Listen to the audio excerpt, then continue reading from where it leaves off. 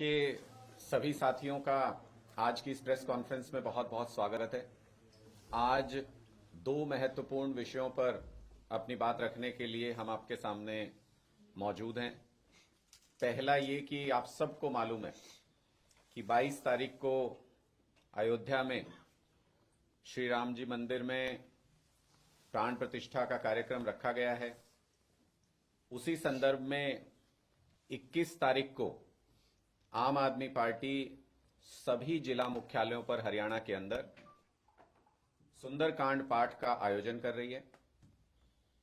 श्री राम जी के सबसे बड़े भक्त हनुमान जी और प्राण प्रतिष्ठा के इस अवसर पर सुंदरकांड के पाठ का सुंदर आयोजन किया जाए, इससे बेहतर क्या हो सकता है। इसलिए 21 तारीख को जो पूर्व संध्या है अयोध्या के कार्यक्रम की, उस पर 2 बजे सभी जिला मुख्यालयों पर आम आदमी पार्टी के सभी कार्यकर्ता मिलकर के और शहर के डिस्ट्रिक्ट के सभी लोगों को निमंत्रित करके सुंदरकांड पाठ का एक साथ आयोजन वहां पर किया जाएगा और हमारे सभी साथी उसमें हिस्सा लेंगे। एक ये महत्वपूर्ण सूचना आपके साथ साझा करनी थी। दूसरा, जैसा आपने आज देखा कि भारतीय जनता पार्टी इंडिया गठबंधन से बुरी तरह से बौखलाई हुई है। भारतीय जनता पार्टी को अपनी हार स्पष्ट रूप से नजर आने लगी है और उसका एक ट्रेलर आज हमको देखने को मिला। चंडीगढ़ में मेयर का चुनाव आज होना था। उस मेयर के चुनाव को भारतीय जनता पार्टी ने कुछ कुछ वजह बता करके उसको टालने की कोशिश की। बहाना बनाया गया कि जो प्रिजाइडिंग ऑफिसर है उनकी तबीयत ठीक नहीं है। हमारा एक बहुत बेसिक सा सवाल है कि कल को अगर मुख्य चुनाव आयुक्त की तबीयत खराब हो जाए तो क्या ये भारतीय जनता पार्टी की सरकार देश का चुनाव भी रोक देगी? क्या इनकी ऐसी मंशा है? और दूसरा महत्वपूर्ण सवाल कि जब नंबर्स क्लियर हैं कि 20-15 से आम आदमी पार्टी का मेयर चंडीगढ़ में बनने जा रहा है, तो फिर भारतीय जनता पार्टी इस तरह की साजिशें करके लोकतंत्र के खिलाफ काम क्यों कर रही है?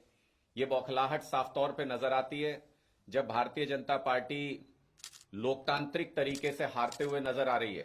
उनको पता है कि हरियाणा में भी और पूरे देश में भी जब इंडिया गठबंधन के सामने भारतीय जनता पार्टी का कैंडिडेट होगा तो उसे निश्चित तौर पे हार का सामना करना पड़ेगा। इसलिए भारतीय जनता पार्टी इस तरीके के हथकंडे अपना करके मेयर के चुनाव को टालने की कोशिश आज चंडीगढ़ में की गई। सब जगह पे आप देखें 33 जगह पे कम से कम जो नगर निगम नगर निकाय के चुनाव है वो पेंडिंग है, वो चुनाव नहीं करा रही है भारतीय जनता पार्टी। इसका मतलब सभी लोकतांत्रिक तरीकों से भारतीय जनता पार्टी डरती है और चुनाव से भाग रही है, सब प्रकार के चुनाव से भाग रही है, क्योंकि 2024 में मोदी जी को अपनी हार निश्चित तौर पे पूरे देश में नजर आने लगी है। चंडीगढ़ में तो भारतीय जनता पार्टी ने कुछ इस तरह का व्यवहार किया जैसे छोटे बच्चे होते हैं कि क्रिकेट खेल रहे हैं और अगर 0 रन पे आउट हो जाए तो बच्चा अपना बैट लेके घर चला जाता है कि मैं नहीं खेलता। तो भारतीय जनता पार्टी के साथ भी वही स्थिति है। उनको पता है कि चंडीगढ़ में उनका मेयर नहीं बन सकता किसी भी हालत में। उनको पता है कि आम आदमी पार्टी का अगला मेयर चंडीगढ़ में बनने जा रहा है। इसलिए उन्होंने एक झूठा बहाना बता करके इस चुनाव को रद्द करने की कोशिश की। हम कानूनी तरीकों की तरफ जा रहे हैं। इस चुनाव को होना चाहिए। लोकतांत्रिक प्रक्रिया को इस तरीके से कोई भी बहाना बना के रोका नहीं जाना चाहिए। लेकिन इन सब से ये जरूर स्पष्ट हो गया है कि भारतीय जनता पार्टी पूरी तरह से इंडिया गठबंधन जैसे जैसे आगे बढ़ रहा है, भारतीय जनता पार्टी बुरी तरह से बौखलाई हुई है और सारे हथकंडों का इस्तेमाल कर रही है, चाहे उसमें एजेंसियों का दुरुपयोग हो या फिर उसमें चुनाव टालने के बहाने हो। आपके कोई प्रश्न है तो आप पूछ सकते हैं। जींद रैली रख रखी है आपने, उसके लिए क्या तैयारियां और क्या विशेष होने वाला है? देखिए, जींद में 28 जनवरी को बदलाव महासभा का आयोजन किया गया है और ये आयोजन अभूतपूर्व है। हरियाणा में आज तक इस तरह की कोई रैली आपने नहीं देखी होगी। यह अद्भुत संगम होने जा रहा है। और किस तरह का संगम? ऐसा संगम जिसमें 7,000 हरियाणा के गांव लगभग और 1,000 से ज्यादा वार्ड। हमारी कोशिश है, हमारे कार्यकर्ता इस मुहिम पर जुट गए हैं कि इन सभी जगहों से पार्टिसिपेशन इस रैली के अंदर होगा। पहली बार मिनी हरियाणा के दर्शन आपको जींद के अंदर देखने को मिलेंगे, जहां हरियाणा के सुदूर हिस्सों से भी, छोटे से छोटे गांव से भी, एक एक वार्ड से यहां पर लोग पहुंचेंगे, पार्टिसिपेशन यहां पर होगा। और जो भी माननीय अरविंद केजरीवाल जी और भगवंत मान जी यहां से आगे की रूपरेखा तय करेंगे और आगे का प्लान यहां पर लोगों के साथ साझा करेंगे, अपनी विचारधारा लोगों के सामने रखेंगे, वो संदेश एक ही झटके में एक साथ सभी गांव के लोग अपने अपने गांव में लेकर के जाएंगे और हर जगह पर बदलाव के अलख की शुरुआत होगी। इस योजना को सोचते हुए इस बदलाव महासभा का आयोजन किया गया। सर, आपने इंडिया गठबंधन की बात की है, हरियाणा में हो रहा है, आपके साथ सीट शेयरिंग के लिए तैयार नहीं। हाल ही में आपके लिए भी सवाल पूछा था, उन्होंने कहा कि मैं अनुराग को जानता तक नहीं हूँ। देखिए, वो तो कोई बात नहीं, बुजुर्ग हैं, 76 साल के आसपास उम्र है, तो याददाश्त ऐसी हो जाती है ऐसे समय में, उसमें कोई, मैं उसको उस गंभीरता से नहीं लेता, हमारे तो बड़े ही आदरणीय हैं। लेकिन जहां तक इंडिया गठबंधन का सवाल है, उसमें मुझे नहीं लगता है कि हरियाणा के किसी नेता या भूपेंद्र हुड्डा जी उसमें कोई निर्णय लेने की स्थिति में हैं। उनको पार्टी हाईकमान ने ऐसी कोई अथॉरिटी दी है, वो उस कोऑर्डिनेशन कमेटी का हिस्सा नहीं है जिसमें इंडिया गठबंधन को लेकर चर्चा की जा रही है। हमारा पूरा पुरजोर तरीके से यह मानना है कि 2 दौर की बातचीत हुई है कोऑर्डिनेशन कमेटी की, बहुत ही सौहार्दपूर्ण, बहुत अच्छे नतीजे उसके निकल करके आएंगे, बहुत पॉजिटिव बातचीत हुई है और आगे भी स्पेसिफिक जगहों को लेके, एक एक चीज को लेके, बारीकियों को लेके डिस्कशन उसमें किया जा रहा है। हम इसको लेके बहुत पॉजिटिव हैं कि इंडिया गठबंधन के अच्छे नतीजे आने वाले हैं और उसका आपको जो पहला ट्रेलर है वो आपको चंडीगढ़ में दिखना भी शुरू हो गया है, जहां पे इंडिया गठबंधन के चलते आम आदमी पार्टी का मेयर बनने जा रहा है और भारतीय जनता पार्टी भागी भागी फिर रही है कि इस चुनाव को कैसे टाला जा सके। सर, आपने पहले बदलाव यात्रा निकाली, अब बदलाव रैली करने जा रहे हैं, उससे पहले आम आदमी पार्टी को झटके लगने शुरू हो गए। निर्मल चौधरी और चित्रा सरवारा ने पार्टी छोड़ी। अभी सियासी गलियारों में चर्चा ये है कि एक और बड़े नेता, देखिए मेरे पास तो आधिकारिक सूचना नहीं है, आप ये नाम बता रहे हैं मुझे, लेकिन ज्वाइन करेंगे बीजेपी। आज ही आप मुझे ये नाम बता रहे हैं, मेरे पास ये आधिकारिक सूचना अभी तक नहीं है। लेकिन जो आपने प्रश्न पूछा वो फिर भी वाजिब है, क्योंकि पहले भी कुछ साथी छोड़ करके गए हैं। मुझे लगता है कि जब कोई बदलाव होता है और जिस तरीके का आम आदमी पार्टी सत्ता से और व्यवस्था से सीधे टकराव मोल लेती है, ये सबके बस की बात नहीं होती उस प्रेशर को झेलना। सब लोग इस तरीके के संघर्ष के जीवन के आदी नहीं होते हैं। सब लोग इस तरीके से बदलाव की लड़ाई को क्रांतिकारी तरीके से लड़ने के आदी नहीं होते हैं। इसलिए सबकी भावना का स्वागत है। जो आम आदमी पार्टी में आते हैं, हमारा काम है उनको खुली बाहों से उनका स्वागत करना, उनको पूरा सम्मान देना। अगर कोई किसी स्वार्थ के चलते, किसी कारण से अगर कोई उस रास्ते को छोड़ करके जाता है तो उनको अपना नया रास्ता मुबारक। लेकिन किसी भी ऐसे व्यक्ति को अपनी क्रेडिबिलिटी के बारे में भी सोच लेना चाहिए कि घर बदलते बदलते बदलते बदलते कहीं ऐसा ना हो कि लोग उन पर विश्वास करना ही छोड़ दें कि वो कितने घर बदलेंगे और कहां कहां जाएंगे, किस किस का विश्वास तोड़ेंगे। लोगों ने जो उनके अंदर विश्वास जताया वो इस बात को लेकर के कि आम आदमी पार्टी एक बदलाव की लड़ाई लड़ रही है और वो उसके साथ जुड़े हैं। अगर उनको लगता है कि वही इस बदलाव को चला रहे थे तो ये भी उन लोगों की गलतफहमी है। हम स्पष्ट तौर पे ये कहना चाहते हैं, आज आम आदमी पार्टी का पूरे प्रदेश में एक विशाल संगठन है। 1.5 लाख पदाधिकारी, आइडेंटिटी कार्ड होल्डर आम आदमी पार्टी के पूरे प्रदेश के अंदर है। उसमें से अगर कोई 2, 4, 5 साथी, 10 साथी, 50 साथी छोड़ के भी चले जाते हैं, मुझे नहीं लगता उससे इस बदलाव के सफर पे कोई फर्क पड़ता है। उससे ज्यादा साथी रोजाना आम आदमी पार्टी में पूरे हरियाणा के अंदर जुड़ रहे हैं और इसलिए जो भी इस बदलाव के सफर में हमारे साथ आना चाहते हैं उनका भी स्वागत है, और जो किसी दबाववश, किसी स्वार्थवश नया रास्ता चुनना चाहते हैं उनकी राजनीति उनको मुबारक, उनका भी स्वागत है। अनुराग जी, इंडिया गठबंधन आम आदमी पार्टी और कांग्रेस दोनों मुख्य घटक है और आम आदमी पार्टी प्रदेश स्तर की हरियाणा में रैली करने जा रही है। तो इस रैली में यदि कांग्रेस के लोगों को आप आमंत्रित करो, बीजेपी के खिलाफ क्या अच्छा संदेश नहीं जाएगा?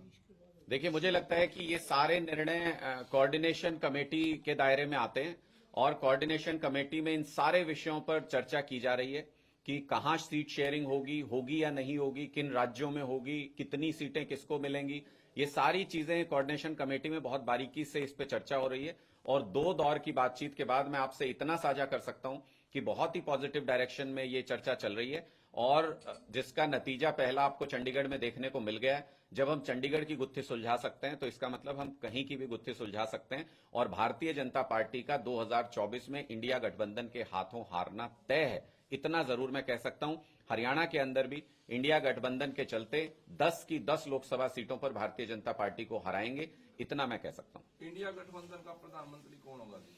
देखिए, ये जो घटक दल हैं उनको आपस में बैठ करके तय करना है कि क्या प्रधानमंत्री उम्मीदवार को पहले घोषित किया जाएगा या बाद में जो सांसद बनेंगे वो प्रधानमंत्री उम्मीदवार को चुनेंगे, या फिर कब उसको घोषित किया जाना है। इस पे जब भी कोई आधिकारिक निर्णय होगा आप सबके साथ साझा किया जाएगा।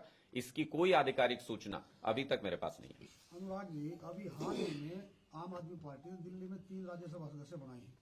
एक हरियाणा से डॉक्टर सुशील गुप्ता जी, ये मानते थे कि आम आदमी पार्टी ने हरियाणा को कुछ हिस्सा दे रखा है। ठीक है, आपका उनका बयान आया कि आम आदमी पार्टी के सुशील गुप्ता स्वयं राज्यसभा छोड़ रहे हैं, हट रहे, तो उस हिस्से को बरकरार रखने के लिए क्या आम आदमी पार्टी ने हरियाणा से ही कोई चेहरा नहीं देना चाहिए था? देखिए, मुझे लगता है कि 2024 में हरियाणा में आम आदमी पार्टी एक तरफा बहुमत की सरकार बनाने जा रही है, और एक के चक्कर में क्यों पड़े हो? कई राज्यसभा सांसद हरियाणा से उसके बाद भेजेंगे, जैसे पंजाब से 7 राज्यसभा सांसद आम आदमी पार्टी के राज्यसभा में पहुंचे हैं, उसी तरीके से हरियाणा में भी हरियाणा के लोग जब यहां पर बेजोड़ समर्थन देके आम आदमी पार्टी की सरकार बनवाएंगे तो यहां से भी हरियाणा के राज्यसभा सांसदों को पार्लियामेंट में भेजा जाएगा। दिल्ली के 3 राज्यसभा सांसदों का चुनाव पूरी तरह से दिल्ली के विधायकों पर, पार्टी की लीडरशिप पर डिपेंड करता है कि वो किसको वहां भेजते हैं, और मुझे लगता है कि वो एक बहुत अच्छा निर्णय, महिलाओं की आवाज को, एक सशक्त आवाज को पार्लियामेंट के अंदर पहुंचाना, ये निर्णय आम आदमी पार्टी जैसी मजबूत पार्टी जो महिलाओं के लिए काम करना पसंद है, जिसको, जो महिलाओं के लिए जिसकी विचारधारा में स्थान है, ऐसी पार्टी ऐसा निर्णय ले सकती है। इस निर्णय का हम स्वागत करते हैं। साहब, जो ये नेता छोड़ के गए हैं, थोड़ा बहुत फीडबैक मिला है कि वे प्रदेश साध्यक्ष हैं, उनके पास न संगठन का अनुभव है, न किसी एक वर्ग या समुदाय पर विशेष पकड़ है, इसलिए वो अलविदा कह गए, निर्मल सिंह भी और अशोक तंवर भी। इस पर क्या कहेंगे? देखिए, मुझे लगता है कि कोई संगठन छोड़ने के बाद उसके बारे में कोई अपने नेगेटिव विचार रखना, तो आप इसको किसी व्यक्ति की खींच भर कह सकते हैं। जिस पार्टी ने 6 महीने के समय में पूरे गुजरात में संगठन बना के और उस संगठन के जरिए 41 लाख वोट हासिल कर लिए हों, जिस पार्टी ने पिछले 10 साल के अंदर कीर्तिमान स्थापित कर दिया और 2 राज्यों में सरकार बना करके और 2 और राज्यों में विधायक बना के और नेशनल पार्टी बन के, ऐसी पार्टी के संगठन के बारे में कोई ऐसा व्यक्ति सवाल उठाए जिनका कि अपना अनुभव, निजी अनुभव अच्छा ना रहा हो, तो मुझे ये प्रासंगिक नहीं लगता, मुझे सही नहीं लगता। हरियाणा में तो जी राजनीति है, वो आपको पता है, जातिवाद पे भी चलती है ज्यादातर, तो उसमें वो शायद वो कहेंगे। मैं किसी ऐसी जाति को नहीं जानता जिसके बच्चों को अच्छे स्कूल नहीं चाहिए। मैं किसी ऐसी जाति को नहीं जानता जिसके युवाओं को रोजगार नहीं चाहिए। कोई ऐसी जाति हरियाणा में नहीं है जिनको बिजली पानी की अच्छी व्यवस्था नहीं चाहिए। कोई ऐसी जाति हरियाणा में नहीं है जिसको अच्छी सड़कें नहीं चाहिए, टोल फ्री सड़कें नहीं चाहिए। इसलिए ये जाति की राजनीति वो पार्टियां करती आई हैं आज तक जिनको जाति के नाम पे वोट हासिल करना था। आम आदमी पार्टी काम की राजनीति करती है, सभी जातियों को साथ लेकर राजनीति करती है। इसलिए मुझे लगता है कि आम आदमी पार्टी की राजनीति का दौर आ चुका है और हरियाणा के लोग उसका दोनों हाथों से स्वागत कर रहे हैं। ईडी लगातार अरविंद केजरीवाल जी को समन भेज रही है, लेकिन वो क्या कारण है? ईडी जो है लगातार समन भेज रही है, पेश होने के लिए कह रही है, लेकिन अरविंद केजरीवाल जी पेश नहीं हो रहे। अभी वो गोवा दौरे पर निकल जाएंगे, आज उनको पेश होना था। क्या कहेंगे? देखिए, अगर कोई एजेंसी कानून सम्मत कार्रवाई करती है तो उसका कानून के मुताबिक जो सबसे अच्छा जवाब होगा उस तरीके से उसका जवाब दिया जाएगा। लेकिन अगर कोई एजेंसी सीधे तौर पे भारतीय जनता पार्टी की एजेंट बनके, भारतीय जनता पार्टी की एजेंट बनके उनके दफ्तर में बनाई गई कहानियों को नोटिस बना के भेजने लगे नेताओं को और उस हिसाब से छापेमारी और कार्रवाई करने लगे, तो ऐसे भारतीय जनता पार्टी के एजेंट के सामने पेश होना कोई हमारी मजबूरी नहीं है। ऐसे भारतीय जनता पार्टी के एजेंट के आदेशों का पालन करना कोई हमारी मजबूरी नहीं है। जो भी कानून में प्रावधान है, कानूनी सलाह के आधार पर उस हिसाब से सही जवाब दिया जा रहा है। जैसा आप देख रहे हैं कि हरियाणा में भी ईडी की कार्रवाई हुई, उसको भी आप इस चीज से जोड़ के देख सकते हैं। कल मुझे किसी पत्रकार ने पूछा था तो मैंने उनको कहा कि 9.5 साल तक क्या मोदी जी, भारतीय जनता पार्टी और ईडी ये सभी सो रहे थे? अगर कोई ऐसा मामला था तो 9.5 साल में उसकी जांच करके दोषी को सजा अभी तक क्यों नहीं दी गई? और अगर दोषी नहीं थे तो बाइज्जत बरी क्यों नहीं किया गया? क्यों चुनाव का इंतजार किया गया कि विपक्षी दलों के सभी नेताओं के खिलाफ ईडी की कार्रवाई की जाए, उनको किसी न किसी तरीके से तोड़ने की कोशिश की जाए? लेकिन ये जानते नहीं है कि आम आदमी पार्टी के लोग किस मिट्टी के बने हैं। ये जितनी मर्जी कोशिश कर लें, हमारा एक नेता नहीं तोड़ सकते। जेलों के अंदर रहेंगे, जेल के अंदर से सरकार चलाएंगे, लेकिन इनकी इन साजिशों का जवाब देंगे। अनुराग जी, अभी फिलहाल एक मामला बहुत गर्मा है ईवीएम मशीन का। उसमें तो सुप्रीम कोर्ट के वकील भानु प्रताप सिंह ने बहुत जोर लगाया है और उसमें कुछ पार्टियां भी समर्थन दे रही है ईवीएम मशीन बंद होनी चाहिए। आपकी पार्टी क्या क्या करे इसके? देखिए, इसके बारे में हमारी पार्टी का जो भी आधिकारिक बयान होगा वो चुनाव आयोग के सामने भी हम पहले भी अपना रिप्रेजेंटेशन रखते रहे हैं और हम वहां पर अपना रिप्रेजेंटेशन रखेंगे। जो लॉयर्स मिलके इस अभियान को चला रहे हैं उनको एक लॉजिकल जवाब चुनाव आयोग को देना चाहिए। जो भी उनकी क्वेरीज हैं उनको सेटिस्फाई करना चाहिए और इस बात में कोई हर्ज मुझे नहीं लगता है। बहुत सारे देशों में ऐसा होता है कि अगर कोई मशीन है जिसकी वल्नरेबिलिटी पे कोई संदेह कर रहा है तो उनको जांच के लिए दे देनी चाहिए कि आप उसकी जांच कर लीजिए, इसमें जो भी कमियां आप निकाल सकते हैं निकाल लीजिए, उसमें क्या हर्ज है। Thank you.